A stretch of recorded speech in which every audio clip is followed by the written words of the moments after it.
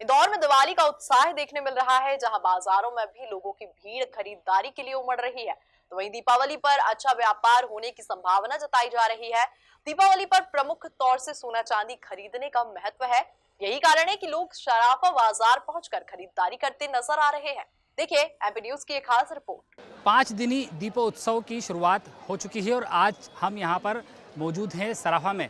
ये जो मार्केट में आपको दिखा रहा हूँ, ये सराफे का जो सबसे पहला स्वरूप था, छोटा सराफा इसको कहा जाता है। यह जो छोटा सराफा है, यहाँ यहीं से ही सराफे बाज़ार की शुरुआत हुई थी। मैं आपको जो दुकानें यहाँ पर दिखा रहा हूँ, ये वही दुकानें उसी स्वरूप में, उसी प्रकार की बनी हुई है। जब छोटा सराफा जब यहाँ से शुरू हुआ था, उसी प्रकार से जो जो दुकानें हैं, इसका व्यापार व्यवसाय जो यहाँ से शुरू हुआ था, वो उसी प्रकार की दुकानें फ़िलहाल यहाँ बनी है। छोटा सराफा इसको कहा जाता है और इसमें जो भीड़ आपको देखने को मिल रही है, रौनक जो आपको देखने को मिल रही है, वो यही बताती है कि सराफे का जो बाज़ार है वो आज भी अपनी उतनी ही अहमियत रखता है। जिस प्रकार से जो पुराना बाज़ार था, वही अहमियत आज इस बाज़ार की बनी हुई है। छोटा सराफा इसको कहा जाता है। सराफा बाज़ार जो पूरे मध्य प्रदेश में काफ़ी मशहूर है।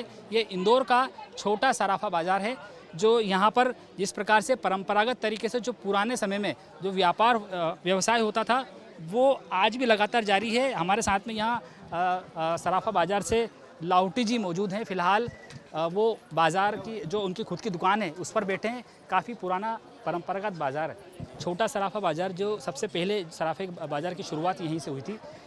जिस प्रकार का माहौल आज देखने को मिल रहा है, वो लगातार कई वर्षों से इसी प्रकार का माहौल है। लगता है कि कुछ फ़र्क पड़ा है, अगर बात करें हम महंगाई को लेके या किसी प्रकार से? बिल्कुल नहीं पड़ा हैगा। सराफा बाज़ार की जो प्रतिष्ठा और जो गुडविल हैगी, लगभग 400 साल से ज़्यादा का जो है यहाँ का इतिहास हैगा। 4 पीढ़ी यहाँ पर व्यापार कर रही हैगी, 5वीं पीढ़ी यहाँ पर आ गई व्यापार करने के लिए। 400 साल पुराना व्यापार है यहाँ पे और परंपरागत 4 पीढ़ी के ग्राहक भी यहाँ पर आते हैं।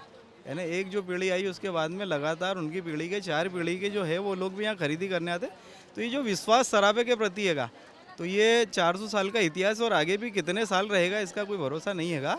तो ये परंपरागत व्यापार हैगा, गुडविल का व्यापार हैगा, प्रतिष्ठा का व्यापार हैगा। और जो यहाँ की ईमानदारी और जो गुडविल हैगी, उसी के कारण आपको जो यहाँ पे रौनक और ये जो दिख रही हैगी ग्राहकों की, वो उसका मुख्य कारण वही हैगा। पहले का जो सोने के भाव की बात करें, अभी की बात करें, तो उसमें कुछ अंतर नज़र आया है? क्योंकि कहीं मतलब काफ़ी बड़ा स्तर अब हो चुका है। पहले अपन बात करें पिछले साल की, तो शायद 40, 45, 46 के आसपास था। अब जो है 60 के आसपास पहुंच चुका है, 60-62 के। तो कुछ फ़र्क नज़र आया? नहीं, उससे फ़र्क नहीं पड़ता हैगा। क्या होता है, उस हिसाब से लाइट वेट ज्वेलरी का निर्माण चालू हो गया है। बजट वही रहता था कि 1 लाख रुपए की ज्वेलरी खरीदना है। आज धनतेरस है तो बोले मुहूर्त के अंदर अपने को 1 लाख रुपए की 50,000 की ज्वेलरी करना है। तो आज भी 1,50,000 की ज्वेलरी जो अमाउंट हैगा उतना ही हैगा, उसकी क्वांटिटी है थोड़ी सी कम हो गई। लाइट वेट ज्वेलरी का निर्माण हो गया, नई नई डिज़ाइन हो गई है कि आधुनिक डिज़ाइन हो गई है। तो लगातार सराफे के सब ज्वेलर्स के यहाँ पे, व्यापारी के यहाँ पे, और नई डिज़ाइन की ज्वेलरी, वही गारंटी 916 हॉलमार्क का ज्वेलरी बेच रहे हैं। चांदी के अंदर 925 के आइटम बेच रहे हैं। तो गारंटी की चीज़ें, अमाउंट वही है, भाव से उतना फ़र्क नहीं पड़ा है। हल्का फुल्का फ़र्क पड़ सकता है। कुछ वैरायटी की बात करें तो मतलब कुछ चेंजेस आया है वैरायटी में पहले से? डिज़ाइन का बहुत चेंजेस हैगा।